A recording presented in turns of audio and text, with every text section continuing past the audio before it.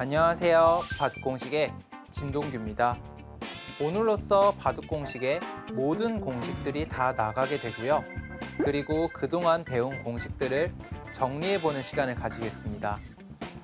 그동안의 공식들을 정리한다면 무엇으로 정리할 수 있을지 지금 바로 만나보시죠.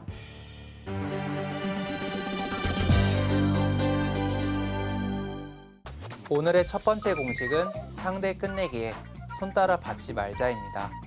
사실 상당히 많이 알려진 이야기인데요. 실전에 잘 지켜지지 않는 것은 누구나 자신의 집이 깨지는 것을 아까워하기 때문입니다.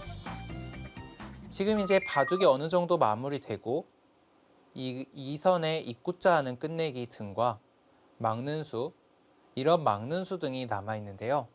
이때 상대가 두는 수에 모두 손 따라 받게 된다면 굉장히 참담한 결과가 펼쳐지게 됩니다. 흑이 입구자를 했을 때 백이 깨지는 것이 아까워서 막아주고요. 이곳도 막고 이곳도 받고 이렇게 흑의 수에 모두 다 받아준다면 끝내기로 굉장히 많이 당한 모습으로 웬만큼 좋은 바둑도 역전당하기 십상입니다. 상당히 우스워 보이지만 실전에서 이런 일이 비일비재하게 펼쳐지곤 하는데요. 역시 흑이 처음에 입구자를 했을 때 백이 막은 수부터가 좋지 않았다고 볼 수 있습니다. 백은 손을 빼고 다른 곳에 입구자를 가야 할 자리인데요. 흑이 뛰어들어오는 것이 굉장히 커 보이지만 백이 찌르고 붙인다면 이곳은 대략 5집 정도 깨진 모습으로 좌변의 입구자가 훨씬 더 큰 자리라고 볼 수 있겠습니다. 이것은 우변에 백이 비마를 달렸을 때도 마찬가지인데요. 이 비마를 달렸을 때 대부분 분들이 노타임으로 받는 분들이 많습니다. 이렇게 받는 수가 물론 이제 끝내기가 별로 없다면 굉장히 큰 자리가 되겠지만 지금도 역시 다른 곳에 입구자를 가야 할 자리입니다. 백이 뛴다면 흑이 들여다보고 막고 입구자로 받아서 이곳도 굉장히 많이 깨진 것 같지만 7집이 깨진 모습으로 7집이라면 역시 좌변의 입구자가 더 큰 자리라고 볼 수 있겠죠. 자, 상대가 두는 수에 받지 않는 것이 좋다. 이것을 염두에 두고 다시 생각해 본다면 상대가 받지 않았을 때 큰 타격을 줄 수 있는 끝내기부터 해야겠습니다. 지금 다시 살펴본다면 우변과 상변, 좌변의 입구자는 끝내기가 있는데요. 흑 입장에서 가장 먼저 해야 하는 것은 좌변의 입구자가 되겠습니다. 이곳은 백이 받지 않았을 때 계속해서 좌변을 공격하는 맛을 노릴 수가 있기 때문에 지금 상황에서 이 세 곳의 입구자 중 가장 큰 끝내기는 좌변 입구자가 되겠네요. 오늘의 첫 번째 공식은 상대 끝내기에 손 따라 받지 말자였습니다. 상대가 끝내기를 했을 때 집이 깨지는 것을 아까워하지 마시고 손 빼는 습관을 가지는 것이 굉장히 중요하다고 볼 수 있습니다. 그럼 두 번째 공식으로 넘어가겠습니다.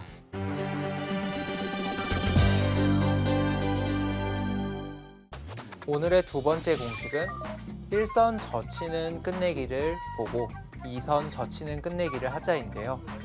1선에 젖히는 것이 선수가 되느냐, 되지 않느냐에 따라서 2선 젖혀있는 끝내기가 크기가 완전히 달라지게 되어 있고요. 1선에 젖히는 끝내기를 선수하기 위해서 2선에 젖히거나 혹은 내려 빠지는 수를 결정하는 것이 좋습니다. 지금 상변의 형태는 가장 기본적인 2선 젖혀있는 끝내기인데요. 흑이 젖혀있더라도 혹은 백이 두더라도 1선에 젖히는 끝내기가 선수로 듣고 있지 않습니다. 이곳은 후수 6집짜리 끝내기가 되겠는데요. 반면에 하변은 흙이 젖혀이었을 때 차후에 흙이 일선에 젖히고 한 번 더 들어가는 것까지 선수로 끝내기를 할 수가 있습니다.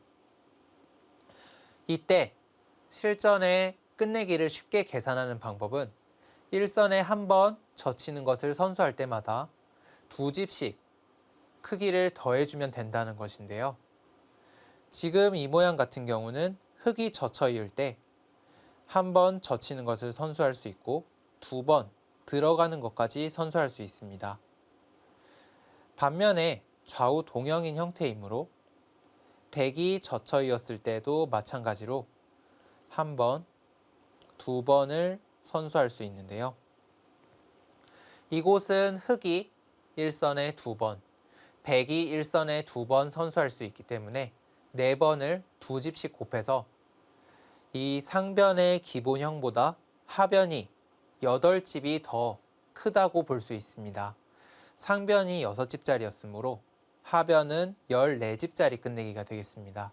같은 젖혀이음이라도 완전히 크기가 다른 모습인데요. 반면에 이 좌변이나 우변 같은 경우는 끝내기를 하는 방법이 굉장히 복잡합니다.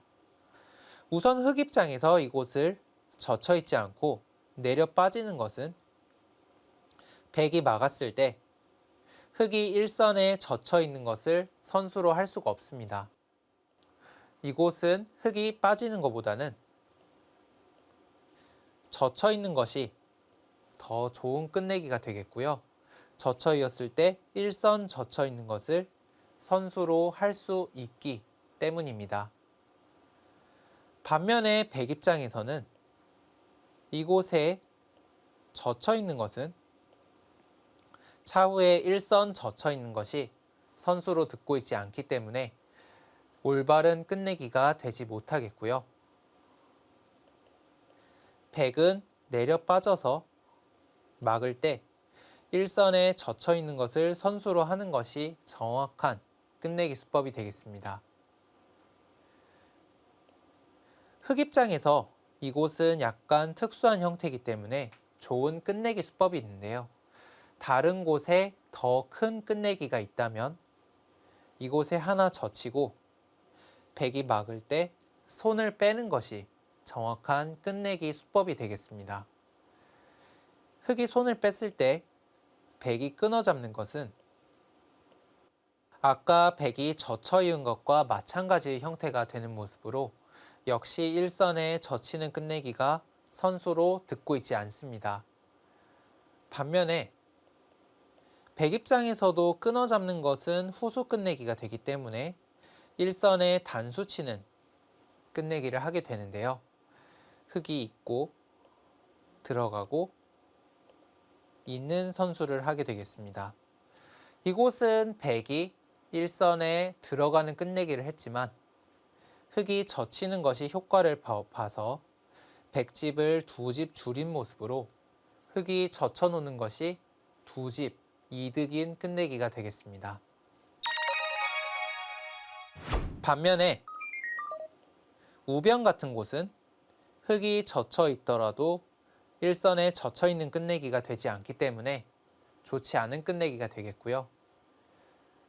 이곳 역시 흙도 내려 빠져서 막을 때 젖혀 있는 것을 선수로 하는 것이 좋은 끝내기 수법이 되겠습니다. 100도 역시 마찬가지로 좌우 동형의 형태인 만큼 빠지고 젖혀 있는 것이 좋은 끝내기 수법이 될 텐데요. 반면에 상대가 내려 빠졌을 때 받는 입장에서도 좋은 끝내기 수법이 있습니다.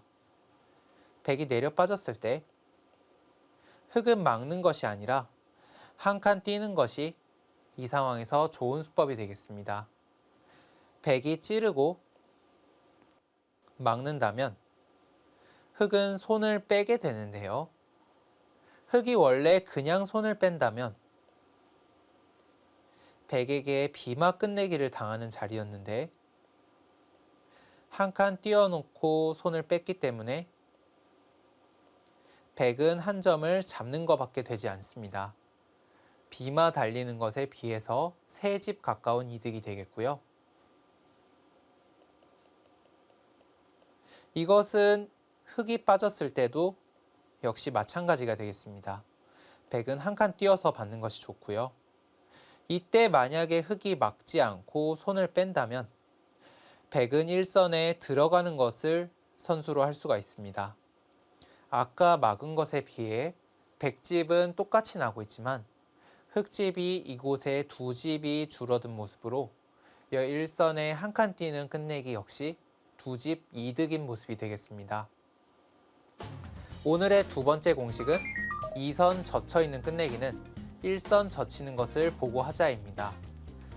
1선에 젖히는 것이 선수가 되느냐, 되지 않느냐에 따라서 젖혀있는 끝내기의 크기가 완전히 달라지게 되고요. 1선에 젖혀있는 것을 선수로 하기 위해서 2선에 젖히느냐 혹은 내려 빠지느냐를 결정하는 것이 좋습니다.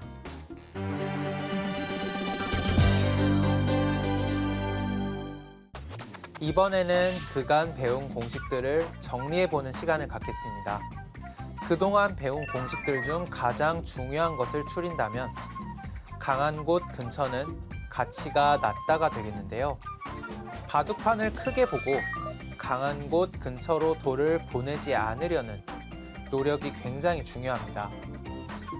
우선 3선의 변은 가치가 낮다. 이것도 역시 강한 곳 근처는 가치가 낮다 하는 공식으로 설명이 가능한데요. 지금 우하기의 형태, 흙이 3선으로 낮게 벌려 있습니다. 3선으로 낮게 벌렸기 때문에 덩달아 하변의 가치가 낮아지게 되는데요.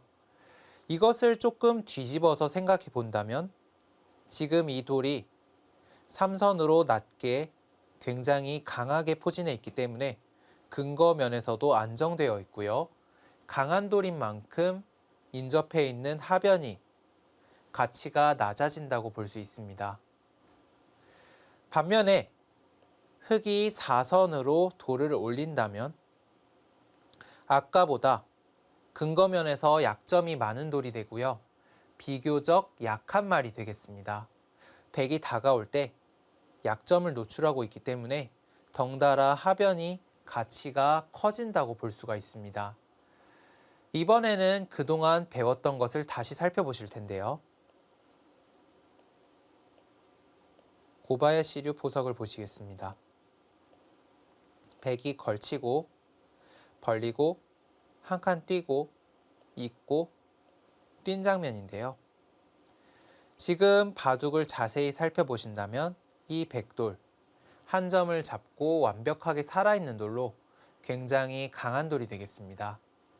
그리고 하변, 지금 흙돌이 촘촘하게 있는 데다 역시 근거를 가지고 있는 굉장히 강한 돌이 될 텐데요. 그렇다면 이 부분은 당분간은 돌이 가지 말아야 할 굉장히 가치가 낮은 곳이 되겠습니다. 덩달아 우변 또한 가치가 떨어지는 모습인데요.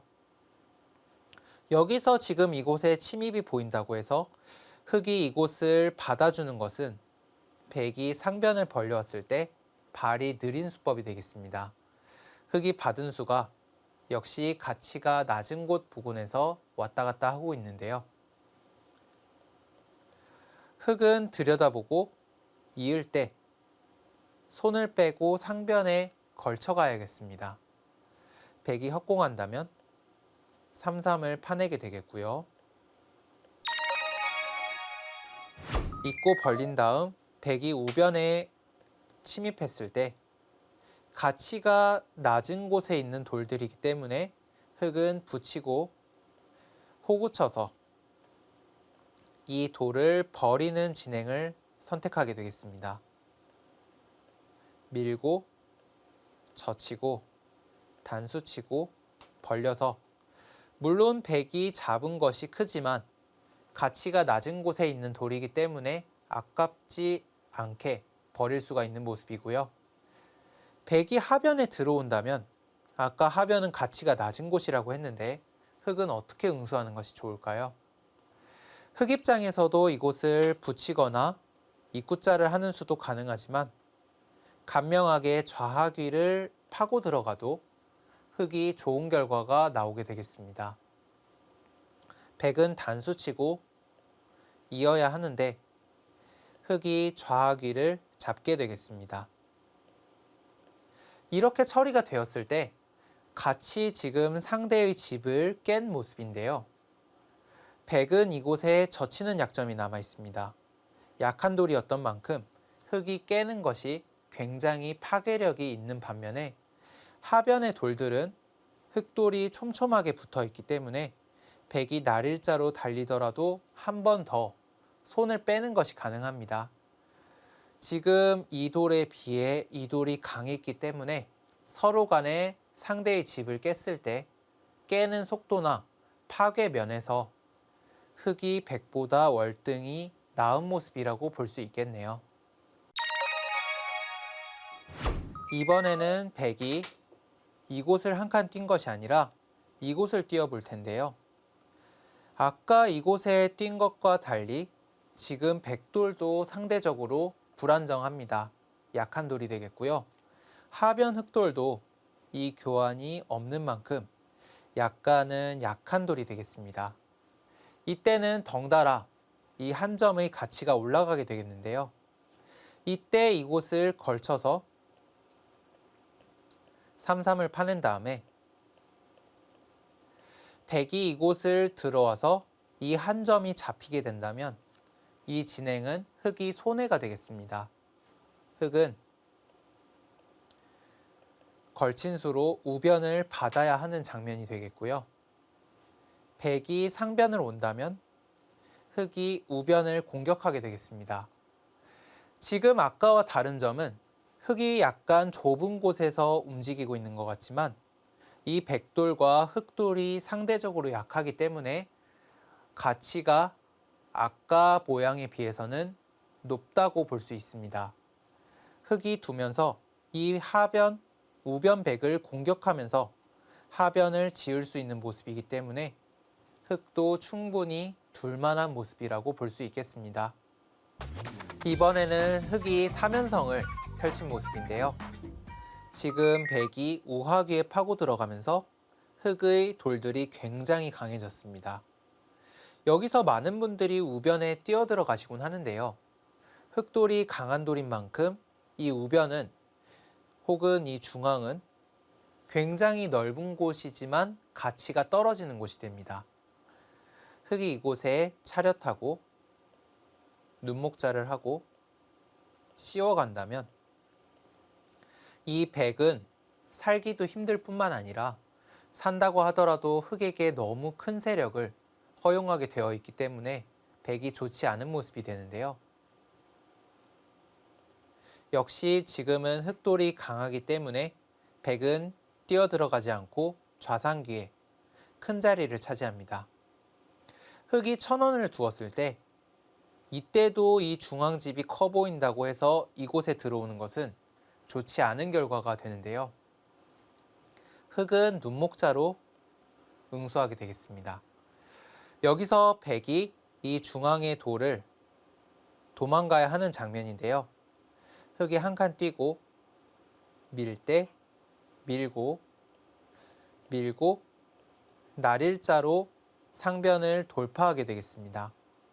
지금 이 장면에서 느낄 수 있는 것은 흙은 중앙이 워낙 튼튼했기 때문에 이 백은 물론 중앙을 깨는 데는 성공했지만 아직도 불안정한 곤마의 모습이 되고요. 반면에 상변은 흙이 돌파하면서 백집을 흙집으로 바꾸고 있습니다. 서로가 서로의 집을 깨고 있지만 지금 흙돌이 백돌보다 더 강했기 때문에 흙이 백의 집을 깨는 스피드가 파괴력이 훨씬 더 크다고 볼 수가 있습니다. 백 입장에서도 이곳에 들어가기보다는 한 칸 뛰어서 중앙을 지어주는 편이 좋다고 볼 수 있겠네요. 이번에는 바둑판을 크게 쪼개서 방향을 정하는 방법을 살펴볼 텐데요.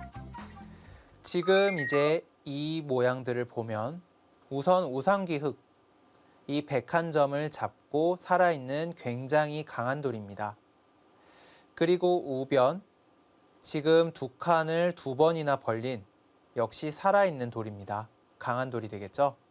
하변, 이 한 점을 잡고 벌려두었기 때문에 역시 강한 돌이 되겠습니다. 그렇다면은 이곳의 돌들이 모두 강하기 때문에 바둑판을 반으로 쪼개서 당분간 우측은 누가 가더라도 크게 기대할 것이 없는 가치가 낮은 곳이 되겠습니다. 백 입장에서는 지금 이곳에 돌을 보내지 않고 좌변 쪽에서 투자를 많이 하는 것이 가장 좋은 방법이 되겠습니다. 지금 보시는 것처럼 바둑판을 이렇게 쪼개서 방향을 정하는 것이 바둑 공식의 가장 중요한 방법입니다. 지금 우측은 가치가 낮은 곳이 되겠고 좌측은 돌들이 약하고 별로 없는 만큼 가치가 높은 곳이 되겠네요.